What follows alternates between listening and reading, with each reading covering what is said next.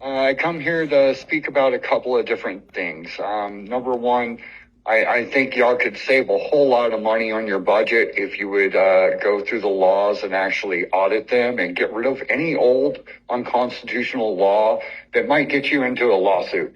Passing laws that create situations where y'all might get into a lawsuit wasn't very smart either. I think that's not a good way to save the budget.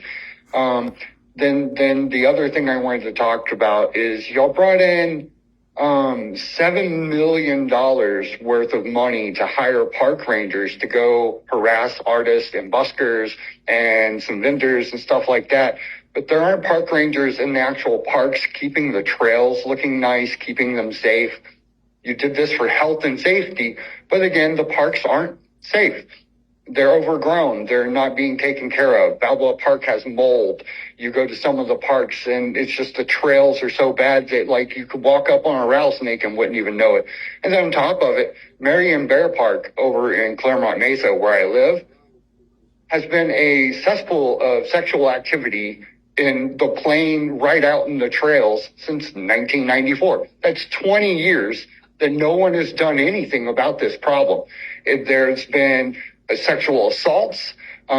Just 3 weeks ago, I was walking this trail and I walked across 3 separate couples of males. It doesn't matter their sex really, but 3 separate couples right on the main trail having sexual activities where children can walk by.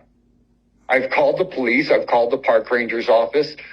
There's not really much being done. I've asked, hey, just have one park ranger there. That would be enough to change that.